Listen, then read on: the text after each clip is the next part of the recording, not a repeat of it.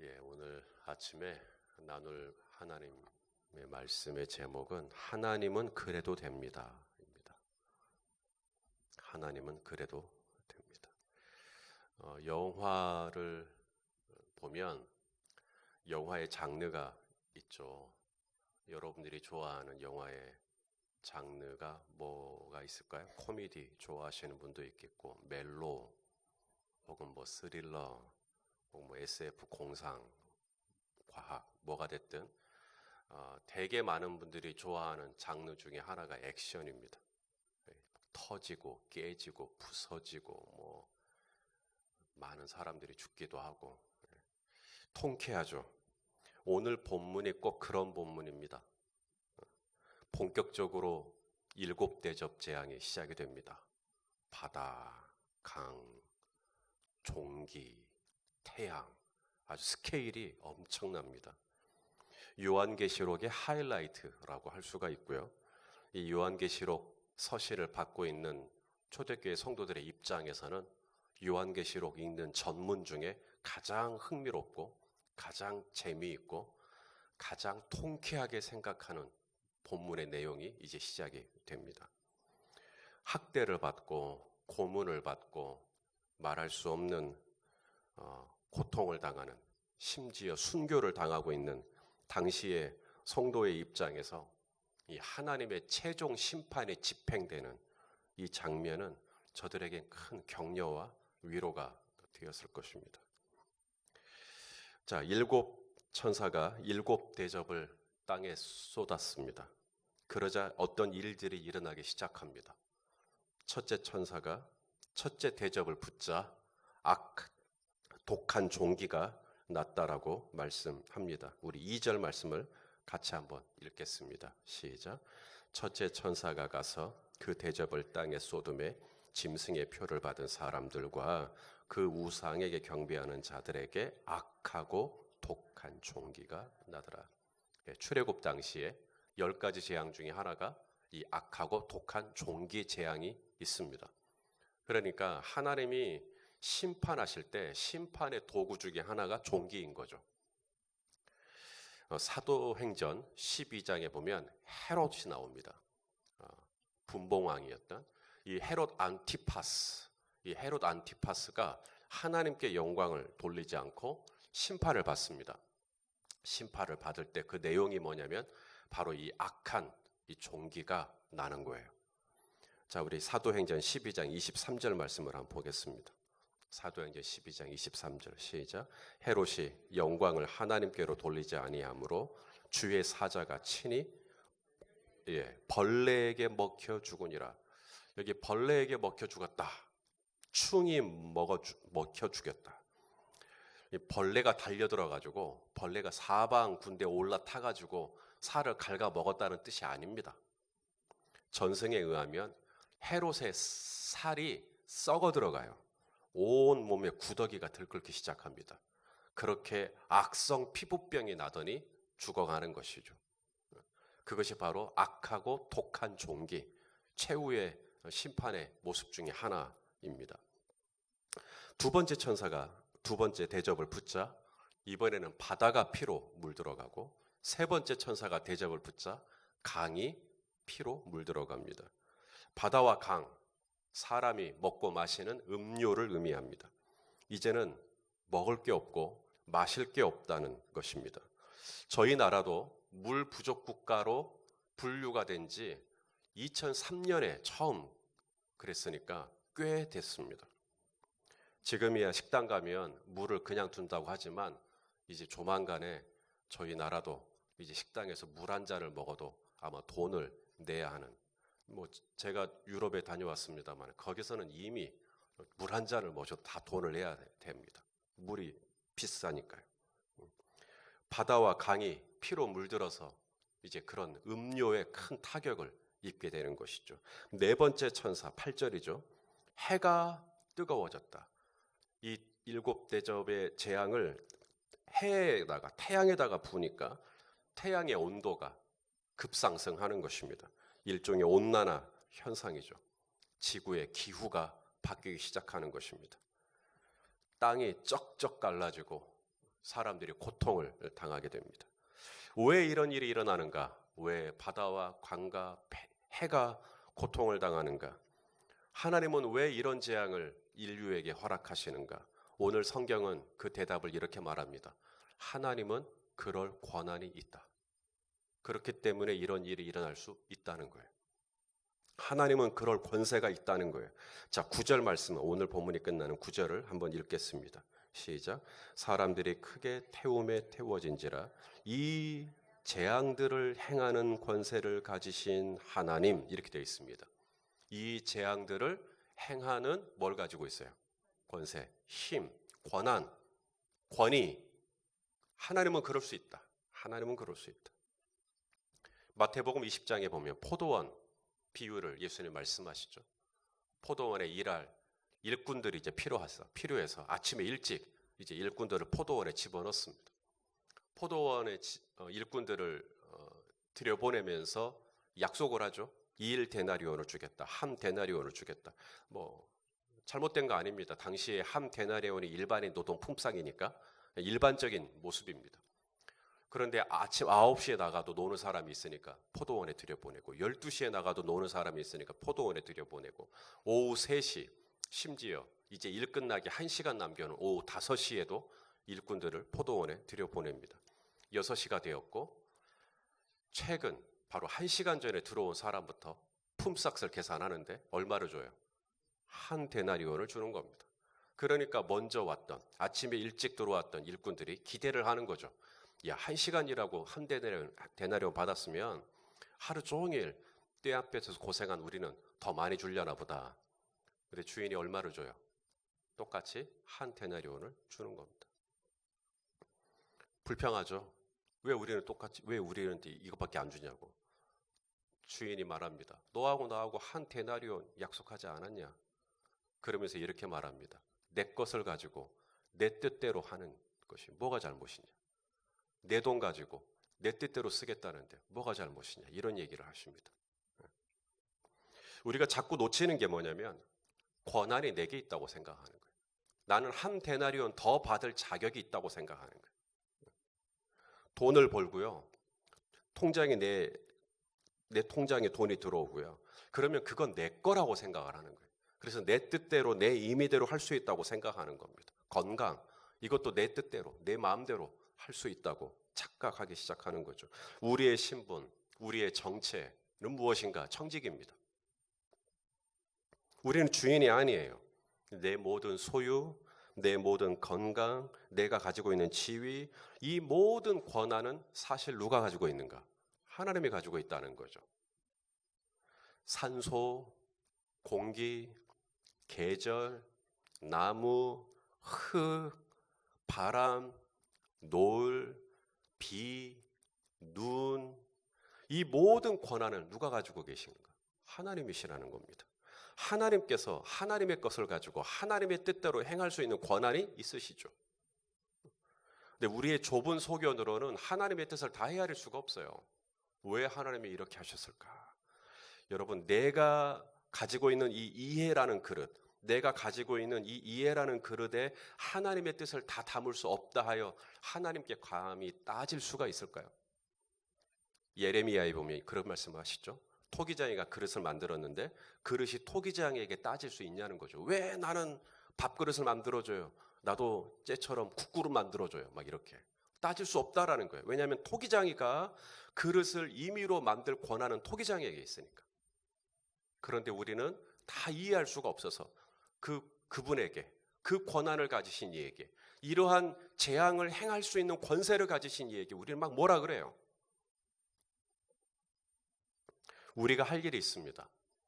어떤 일들을 하나님이 행하셨을 때 그것이 때로는 내 이해의 그릇을 넘어서는, 도저히 이게 왜 이런 일이 내게 일어나지? 이해가 안 되는 그런 일이 있다 할지라도 이 일을 행하실 수 있는 권세는 하나님께 있음을 내가 인정해드리고 내가 해야 할 일은 그분을 찬양하는 일입니다. 오늘 천사들, 제단 다 찬양합니다. 6절에 뭐라 그러냐면 주님께서 이러한 재앙을 내리신 것은 합당한 겁니다. 이렇게 찬양을 합니다. 자, 우리 6절 말씀을 한번 볼까요? 시작. 그들이 성도들과 선지자들의 피를 흘렸으므로 그들에게 피를 마시게 하신 것이 합당합니다.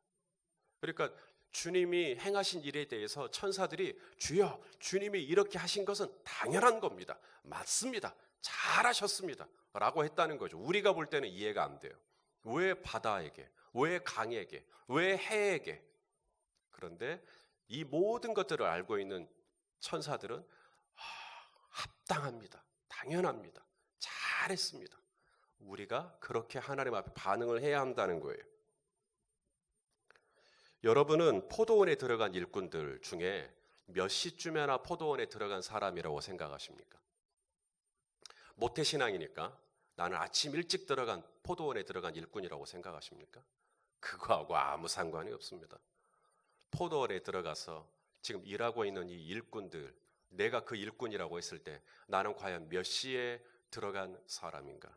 저는요, 제 자신이 1시간 남겨놓고 겨우 들어간 사람 같아요. 그래서 저는 한 데나리온을 주신다면 황공무지로소이다. 내 자신이 나는 아침 일찍 들어간 사람이야 라고 생각하는 순간 섭섭해집니다. 서운해집니다.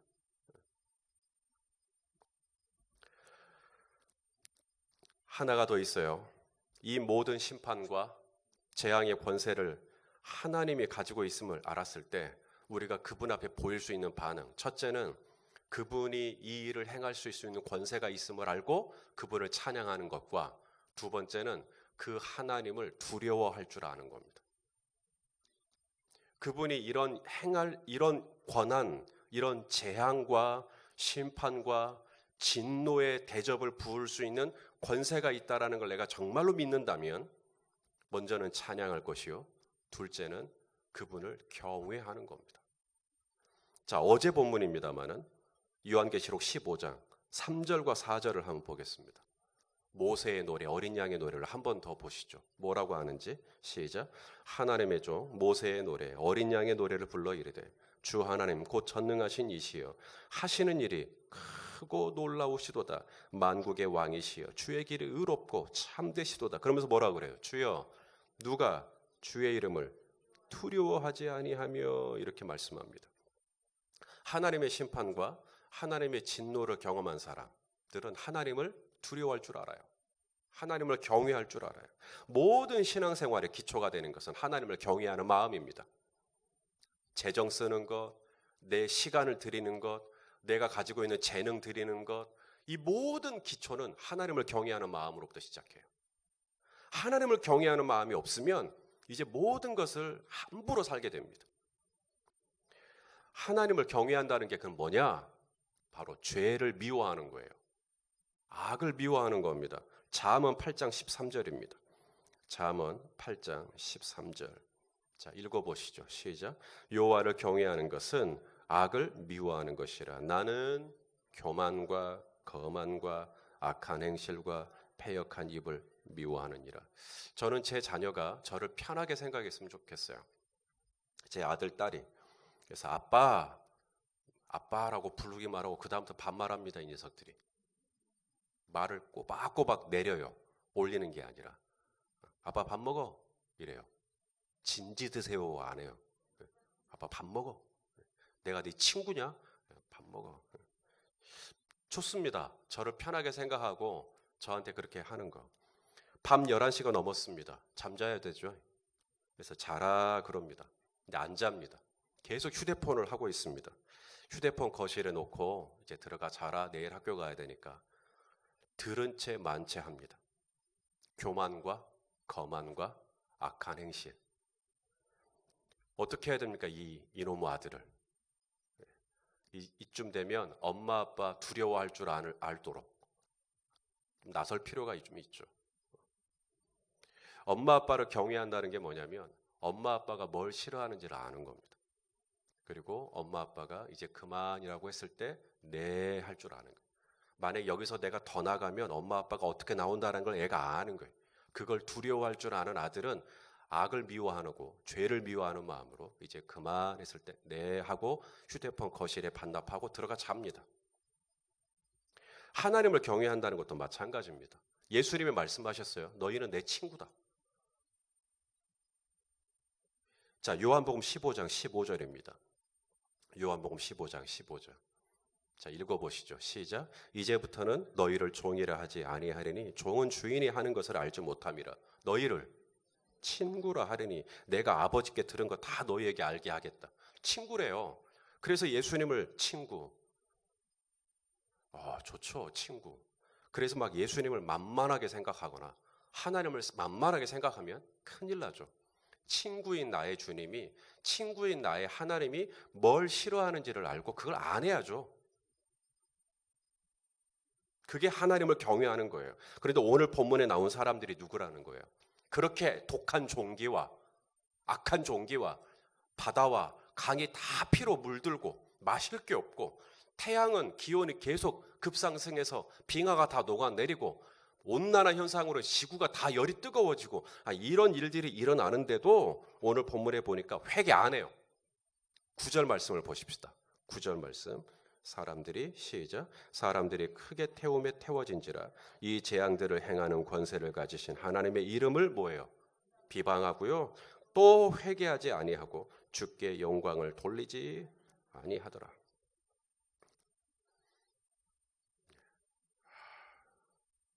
하나님을 경외하지 않습니다. 그렇게 재앙들이 시작이 되고 진노의 대접이 부어지고 있는데도 하나님을 두려워할 줄 모릅니다. 하나님 무서운 줄 몰라요. 예수님이 이런 말씀을 하셨어요. 누가복음 12장 4절 5절 말씀입니다. 내가 누구를 두려워해야 하는가? 보십시오. 누가복음 12장 4절 5절 읽어보시죠. 시작. 내가 내 친구 너희에게 말하노니 몸을 죽이고 그 후에는 능히 더 못하는 자들을 두려워하지 말라. 마땅히 두려워할 자를 내가 너희에게 보이리니 곧 죽인 후에 또한 지옥에 던져 넣는 권세 있는 그를 두려워하라. 내가 참으로 너희에게 이르노니 그를 두려워하라. 여러분, 몸은 죽이고 내 영혼을 어찌하지 못하는 그들이 누굴까요? 사람입니다. 사람은 제 몸 죽일 수 있어요. 하지만 제 영혼까지는 어떻게 할 수가 없어요. 그러니까 사람 두려워하지 말라는 거예요. 사람 무서워하지 말고 나를 죽일 수 있을 뿐만 아니라 내 영혼까지 지옥에 던져 넣을 수 있는 권세를 가지신 분. 이분이 누구세요? 하나님. 하나님을 두려워해라. 예수님이 말씀하십니다. 내가 다시 말하노니 그분을 두려워해라. 하나님을 두려워해라. 우리는 요한계시록에서 하나님의 이러한 놀라운 심판과 진노를 붓는 것을 보면서 우리가 마땅히 하나님 앞에 보여야 될 반응은 하나님을 찬양하는 겁니다. 내가 이해가 안 되고 받아들일 수 없고 그렇다 치더라도 우리는 이렇게 고백하는 거예요. 주님은 옳습니다. 주님의 판단은 신실하십니다. 주님은 실수가 없으십니다. 주님은 참되십니다. 주님 잘하셨습니다. 주님 옳습니다. 믿음으로 감사하며 찬양을 올리는 겁니다. 왜? 그분은 하나님이시니까. 두 번째, 그 이해할 수 없는 하나님의 심판과 진노와 징계와 어려움 앞에서 우리는 그분 앞에 보일 반응이 뭐냐면 하나님을 두려워하는 것입니다. 하나님을 무서워할 줄 아는 거예요. 그렇게 오늘도 하나님을 경외하면서 그분이 좋아하시는 것을 내가 하고 그분이 싫어하시는 것은 나도 싫어하는 그렇게 하나님과 동행하고 순간순간 우리 하나님을 찬양하는 복된 하루가 되시기를 예수님의 이름으로 축원합니다.